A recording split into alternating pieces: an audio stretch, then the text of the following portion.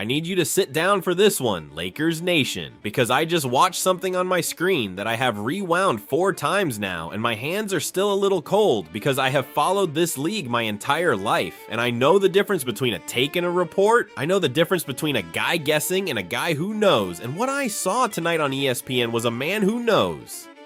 I had the TV on in the background. I wasn't even paying full attention. I was about to make myself something to eat, and then the graphic flashed up, and Shams Charania walked onto that set with that look he gets. That flat no smile. I'm not here to debate, I'm here to inform you look, and I froze. Spoon in my hand, freezing, because Shams Charania does not come on national television to float a maybe.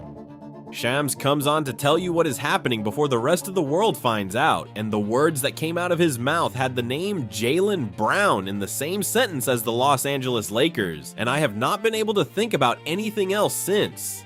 Hey, what's up everyone? Real quick before we get into everything, that like button is literally what determines if this reaches hundreds or thousands of fans. Takes 1 second, but makes a huge impact on the channel's growth. Just smash that like button right now. It's the easiest thing you can do, but honestly, the biggest way to support this content, every single like pushes this further, so hit it now. Now, before I tell you exactly what he said, and I am going to tell you every single word, because the wording is the whole story here, I need you to understand the position the Lakers are actually in right now, because that context is the reason this report is so dangerous. The reason it is so real, the reason it is keeping me up. We just watched our season end against the Oklahoma City Thunder. We got swept in the second round. 4 games, gone. And the cruelest part, the part that still makes my stomach turn, is that Luka Doncic, the man we built this entire future around, the man who just led the entire NBA in scoring at 33.5 points a game, did not play a single second of that series because of the hamstring. We made the playoffs without our best offensive player on the floor. We ran into a team that was faster than us, deeper than us, with more defensive answers than us, and we got our doors blown off. And so the question hanging over this franchise this summer is not a small question. It is the only question. How do you build a real, legitimate, fear-inducing contender around Luka Doncic before the window with LeBron James slammed shut? Because make no mistake, LeBron turns 42 years old at the midpoint of next season, and nobody in that building knows for certain how much longer he wants to do this. That is the backdrop. That is the table Shams Charania sat down at. Keep all of that in your head, because I promise you it matters. So here is what he said, and I want you to picture it the way I saw it. He sets his hands down, he looks dead into the camera, and he says he has been told by people around the league that the Lakers have emerged as a genuine, serious, active threat to land Jaylen Brown. Not a rumor, not a teams are kicking tires. He said the Lakers front office, Rob Pelinka's group, has identified Brown as exactly the kind of two-way wing they have been desperate to put next to Luka Doncic. And then he said the line that made the spoon hit the counter. He said, and I am quoting him as close to word for word as my memory will allow, that this is no longer hypothetical, that real groundwork has been laid, and that the information came to him directly from a league source with knowledge of the Lakers' thinking. A league source with knowledge of their thinking. Do you understand what that phrasing means coming from the most plugged-in reporter in American sports? That is not a fan's dream. That is a leak. Somebody inside this process wanted this out there, and Shams Charania put his name and his entire reputation on the table to deliver it to you. And I know exactly what some of you are doing right now. I know, because the second the segment ended, I went to look, and the cynics were already crawling out. It's the offseason. Every star gets linked to the Lakers. This is nothing. And I want to address that head on because I am not here to lie to you and I am not here to sell you a fantasy. You are right that the Lakers get linked to everybody. That is true every single June. But that is not what this is. And here is how you can tell the difference. And I need you to really hear me on this. When the media links a star to the Lakers, it comes from a columnist. It comes from a "This Would Make Sense" article. It comes from a debate show. It does not come from Shams Charania saying a league source fed him the Lakers' internal thinking. Those are two completely different animals. One is noise. The other is the sound of a deal starting to take shape behind a closed door. And I think this is the second one, but stay with me because the reason I think it is the second one is the single most important thing I am going to tell you tonight, and I am saving it for the end because once you hear it, you are not going to be able to unhear it. Let's talk about why this makes too much sense, because the fit is almost frightening. Jaylen Brown is 29 years old. He is in the absolute prime of his career. He is a 6-time All-Star. And I need you to remember something that the rest of the league seems to have conveniently forgotten in the last 2 years. Something that should make every single Lakers fan light up. Jaylen Brown was the NBA Finals MVP. He didn't just play on a championship team. He was the best player on a championship team when the lights were the brightest and the pressure was at its absolute peak. That is the exact resume you want sitting next to a player like Luka Doncic. Because here's the problem we all watched in real time against the Thunder. When the defense loaded up, when Luka had the ball and the whole gym collapsed on him, who was the second guy who could create his own shot and get a bucket when the offense went dead? We didn't have a consistent answer. Austin Reeves is a fantastic player and I love what he gives us, but asking Reeves to be your number 2 scorer against a championship defense in May is asking a lot. Jaylen Brown is a different category of human. He is a two-way wing who can guard the other team's best perimeter player and go get you 25 in the playoffs. That is the missing piece. That has been the missing piece. And the timing on Brown's side is the other half of this. And it's the part that turns a daydream into a plan. Because Jaylen Brown is not happy in Boston, and that is not me speculating. That is the entire NBA media establishment reporting it for months. The Celtics just got bounced in the first round. The first round. Game 7 loss at home to Philadelphia in their own building on their own floor. And that franchise is staring down a luxury tax bill so catastrophic, we are talking about projected penalties that climb toward $250 million, that they have already been forced to start tearing the thing apart. They moved on from pieces last summer. The whole league knows Boston has to cut salary. And Jaylen Brown's name has been in the rumor mill non-stop. Atlanta, his hometown, has been mentioned. New Orleans has been mentioned. Houston, with the Ime Udoka connection, has been mentioned. And then there's this little detail that the national guys keep dropping almost as a throwaway, but it is not a throwaway. It is a screaming siren. Jaylen Brown listed his $5 million penthouse in Boston for sale. A man does not put his home on the market in the city he plays in for fun.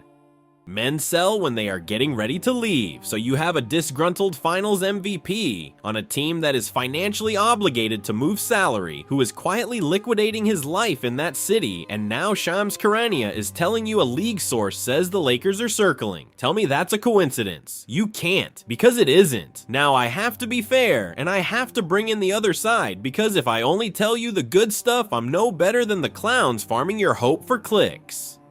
And the loudest voice on the other side, as always, was Stephen A. Smith, who I watched go absolutely nuclear about this on the very next segment. Stephen A.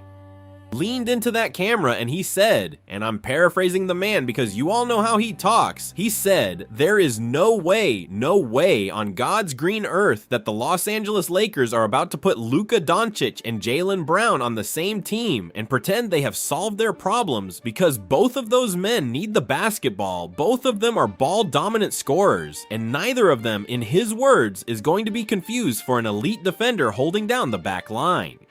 He said the Lakers already can't guard anybody. He watched the Thunder run them off the floor, and the answer to a defensive collapse is not to import another offense-first wing and call it a roster. He said it loud, he said it twice, and I'll be honest with you, Lakers Nation, he is not entirely wrong, and I'm not going to insult your intelligence by telling you he is. But here is my answer to Stephen A., and I want you to chew on this.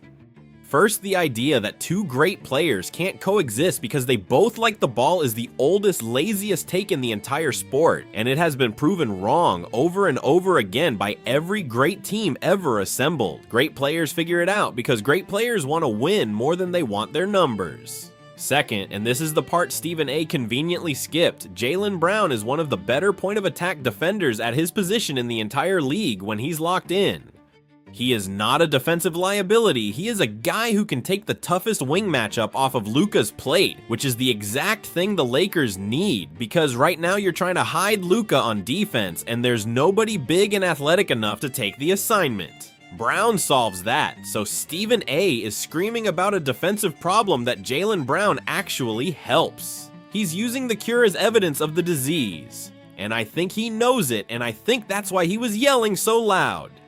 So how does this even happen? You're asking, because I know you're already doing the math in your head. And good, you should be. The Lakers have the pieces to make a real offer. This is the cleanest part. We are talking about a team that can put together a package built around Austin Reeves, around Rui Hachimura's contract, around young players like Dalton Knecht, around DeAndre Ayton's salary as a matching piece, and crucially, around future first-round draft picks.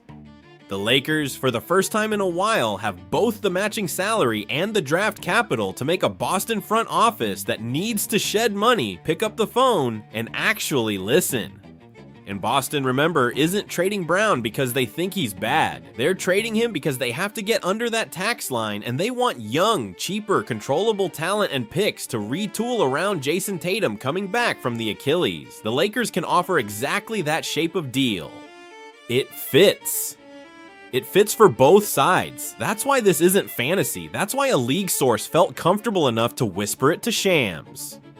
And I know some of you are sitting there going, but what about LeBron? What does this mean for LeBron? Is this the end of an era? And that question is the emotional core of this whole thing, and I'm not gonna dodge it. Because if this happens, if the Lakers go get a 29-year-old finals MVP to ride shotgun next to a 27-year-old scoring champion, you are watching the torch get passed in real time. You are watching this franchise plant its flag in the post-LeBron era while LeBron is still here. And that is a heavy, heavy thing for a Lakers fan to sit with because of everything that man has given this city. But it is also, if we are being honest with ourselves, the smart and necessary thing. The window with Luka is just opening. The window with LeBron is closing. You cannot run a franchise on nostalgia. And I think the front office knows that. And I think that's what this report is really about. And I want to push on the urgency for a second, because I don't think enough of you are sitting with how brutal the Western Conference has become. And that brutality is the engine behind this entire report. We just got swept by an Oklahoma City team that is young, that is deep, that is built to terrorize this conference for the next half decade, and they are not the only monster out there. Look around. The West does not slow down. It does not wait for you to figure it out. And the Lakers cannot win a title with Luka Doncic by being a nice regular season team that gets bounced the second the games get physical and the rotations shrink in May. You saw it. When the playoff defenses tightened and the schemes got nasty, we did not have enough. So the front office is faced with a simple, cold equation. Either you swing a real punch this summer and add a top 20 player to the core, or you accept that you are giving away prime years of a generational offensive talent in Luka while the rest of the conference laps you. Standing pat is not neutral. Standing pat is losing in slow motion. And Rob Pelinka knows it, and Luka knows it. And that pressure, the pressure to compete immediately around Doncic, is exactly the kind of pressure that gets a front office aggressive enough to chase a finals MVP. This report is a symptom of that pressure. It is the sound of a team that knows it has to act. And let me just let you dream on the lineup for 1 second, because I think you've earned it after the year we had. Picture it. Luka Doncic running the show, the best offensive engine in the sport, bending the entire defense to his will. Austin Reeves next to him, assuming the front office keeps him in the deal structure or re-signs around it, knocking down shots and attacking closeouts. Jaylen Brown on the wing, the two-way finals MVP, taking the toughest defensive assignment off of Luka and giving you a second guy who can drop 25 in a playoff game without the play being run for him. Rui Hachimura and a healthy DeAndre Ayton giving you size and rim protection inside, and LeBron James, for whatever he has left, closing games as the ultimate luxury. That is not a play-in roster. That is not a first round and out roster. That is a team that walks into any building in May and makes the other side nervous. I'm not promising you it gets built exactly like that, because trades are messy and the matching salary will determine the final shape. But the skeleton of a real contender is sitting right there, and Jaylen Brown is the spine of it. That's why a league source whispered it to Shams, because somebody in that building has already drawn this exact picture on a whiteboard. Now, the reveal, the thing I told you I was saving, the reason I believe this is real and not noise. At the very end of the segment, right before they threw it back to the desk, Shams added one more sentence, and he said it almost quietly, almost like he wasn't sure he should, and it's the sentence that has been ringing in my ears for 3 hours. He said that the Lakers' interest is not one-sided. He said that from what he's been told, there is a belief within league circles that Jaylen Brown himself views Los Angeles as a destination he would embrace, that the idea of being the man to win alongside Luka Doncic in that market, on that stage, with that brand behind him, is something that genuinely appeals to him. He didn't say Brown demanded it. He said the appeal is real and that people around the situation know it, and that, Lakers Nation, is the whole ball game. Because a trade where the other team has to move a star, and the Lakers have the pieces, and the star actually wants to be a Laker, that is not a rumor. That is the 3 legs of a stool. That is how blockbusters get done. So no, I'm not telling you to go buy a jersey tonight. I'm not telling you it's signed. But I am telling you that what I saw tonight was the first domino, the quiet kind, the kind that falls in a back office before it ever reaches the public, and the man who told you about it does not miss. Keep your phone close this summer. Keep your notifications on, because if Shams Charania is putting his name on this, the next time you hear about Jaylen Brown and the Los Angeles Lakers, it might not be a report, it might be official, and I'll be right here when it happens.